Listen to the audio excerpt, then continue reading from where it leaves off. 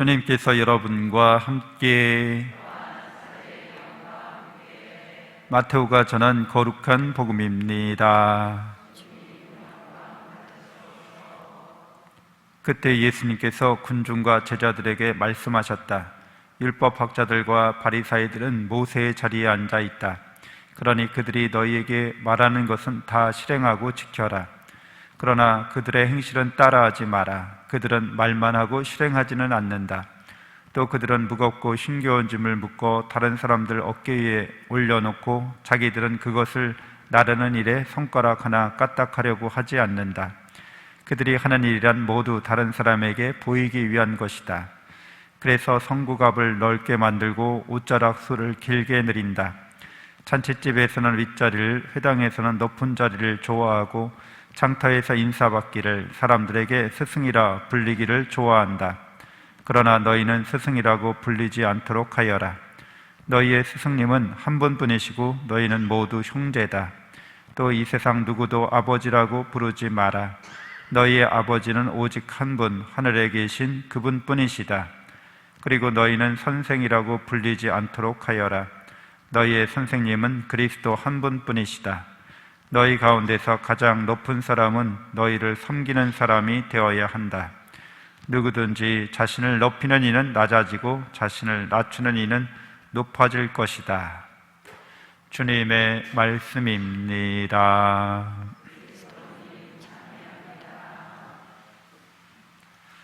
찬미 예수님, 하나님의 복동이 고맙습니다. 고맙습니다. 네, 오늘 성경 통독 같이 역대기 상권 말씀 나누겠습니다. 역대기 21장서부터 29장까지인데요. 다윗이 성전을 짓는 내용들이 이제 주로 나옵니다. 다윗이 성전을 짓는 계기가 인구조사를 하면서 이제 이야기가 시작돼요. 인구조사는 민수기에서도 또 민수기 1장 1절에서 사막에서 광야에서 인구조사가 이루어졌고 또 사무엘 24장 1절에서 학원에서도 또 인구조사가 있었습니다. 그런데 이제 여기에서 인구조사가 문제가 되는 것은 다윗 임금이 그 숨은 의도가, 동기가 옳지 못했기 때문이라고 우리가 판단할 수 있는 거죠. 그러니까 인구조사를 한다는 건 옛날부터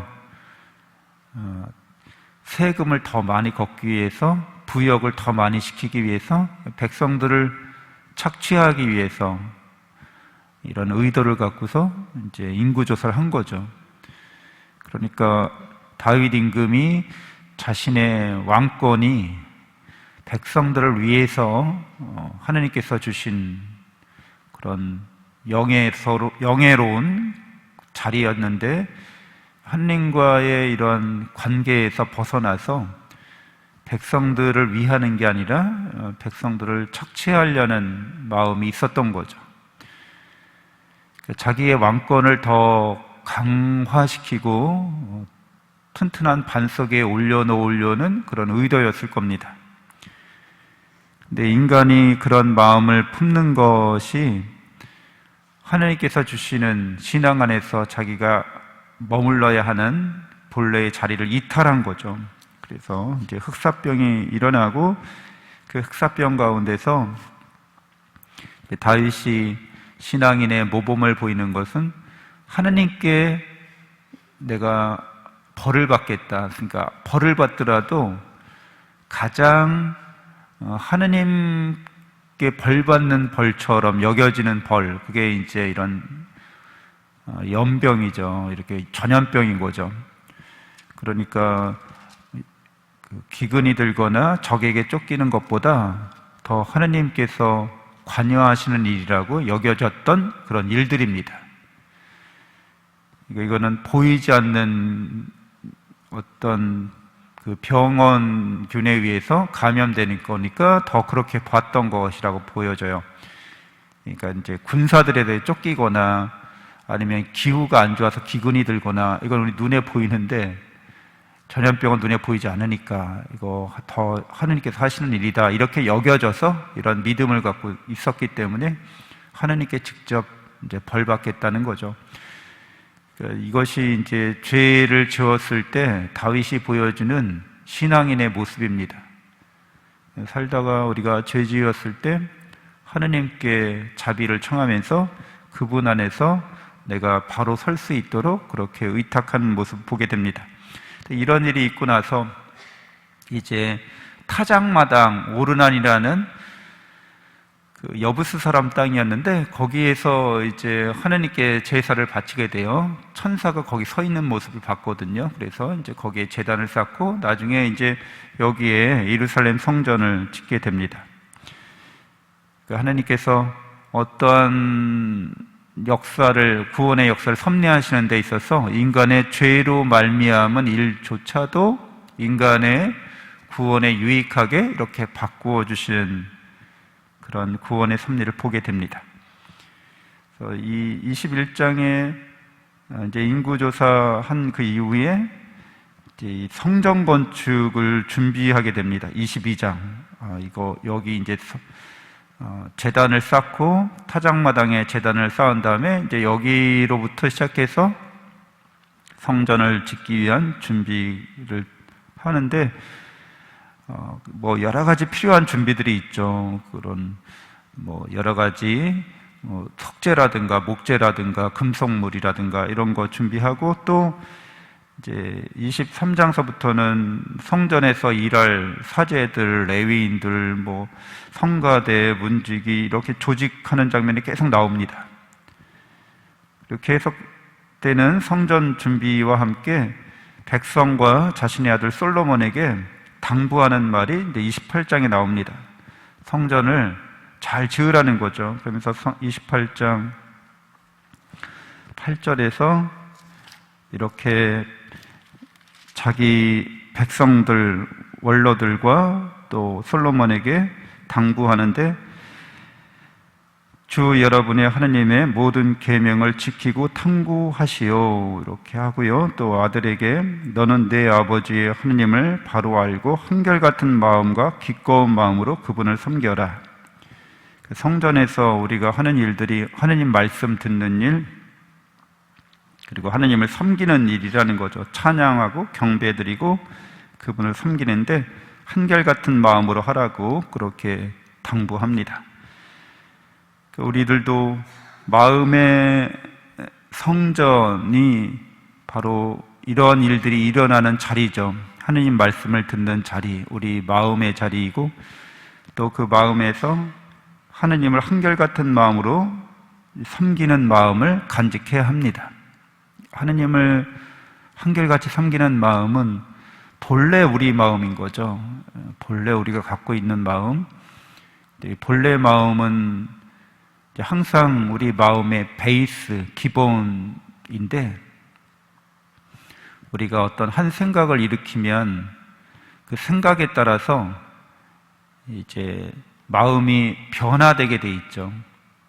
그러니까 하느님 생각, 하느님의 사랑과 은총 안에서 우리가 생각을 일으키면 하느님과 늘 함께 있는 마음의 성전이 되는 거죠. 근데 그게 우리의 기본 마음이기도 하다고 우리는 알 수 있습니다. 한결같은 마음이라는 거죠. 하느님의 사랑과 은총 안에 늘 우리가 머물고 있다고 하는 것인데 하느님 위에 이제 다른 생각을 하게 되면 하느님의 사랑과 은총을 떠나서 어떤 생각을 일으키면 그때는 이제 마음이 변화된 거죠. 변질된 거죠. 그래서 우리가 한결같은 마음으로, 그 말은 그 한결같은 마음의 상태가 본래 우리 마음이라는 것을 이제 잊지 않아야 하는 거죠. 본래 우리가 하느님과 늘 함께 있다는 거죠. 근데 우리가 하느님과 늘 함께 있음에도 그 본 마음인데도 세상을 향해서 우리의 마음을 돌리게 되면 마치 하느님이 계신데도 없는 것 같은 그런 체험을 하게 됩니다. 늘 사랑과 은총 안에 있는데도 부족과 결핍에 또 불안에 늘 시달리게 됩니다. 실제로는 하느님과 함께 있는 상태이기 때문에 그런 것은 거짓이고 환상일 수 있습니다. 그래서 28장 이제 8절 9절의 그런 당부와 함께 29장에서 성전에 필요한 또 예물을 바칩니다. 헌금하는 거죠. 성전 건축을 위해서. 그래서 많은 백성이 기쁘게 하나님께 바치는 모습을 보고 다윗도 기뻐합니다. 29장 9절에 이렇게 그들이 한결같은 마음으로 주님께 예물을 바쳤기 때문에 그것을 보고 백성은 기뻐하였다. 다 임금도 크게 기뻐하였다. 하나님께 바치는 것을 함께 기뻐하는 모습입니다. 그러면서 이렇게 이야기하는 거죠. 다윗이 주님을 찬미하다 10절서부터 이어지는데 14절에 제가 무엇이며 제 백성이 무엇이기에 이 같은 예물을 바칠 수 있겠습니까? 모든 것은 당신께서 오기에 저희가 당신 손에서 받아 당신께 바쳤을 따름입니다. 당신 앞에서 저희는 저희의 모든 조상처럼 이방인이고 거류민입니다. 저희의 나날은 이 땅 위에서 그림자와 같고 아무 희망도 없습니다. 다 하느님의 것이라고 이렇게 고백하는 거예요. 생명도 재산도 내가 소유하거나 내가 관리하는 것들은 다 하느님께서 나에게 베푸신 것이라는 것을 고백하고 나에게 주신 것을 내가 드렸을 따름이라는 거죠. 하느님을 찬미하는 마음, 하느님께 감사하는 마음을 표현합니다. 우리가 인생을 저희의 나날이 이 땅에서 그림자와 같다는 거죠. 그 그림자는 진짜가 아니죠. 덧없다고 말하는 것을 의미합니다. 그리고 아무 희망도 없다는 거죠. 다윗 같은 사람이 이런 말을 하는 것을 볼 때 어떤 성취를 이룬 이 세상에서 업적을 쌓은 사람도 그것이 덧없고 그것이 희망이 있다고 말할 수 없다는 것을 이렇게 표현합니다. 그러니까 진정한 그런 우리의 보람, 우리의 삶의 의미, 우리의 희망은 오로지 하느님께 가 있다고 그렇게 신앙적으로 고백하는 겁니다. 그래서 이러한 찬미가 바로 성전에서 우리가 이제 찬미드려야 할 그런 마음가짐, 신앙인의 태도라고 할 수 있겠습니다.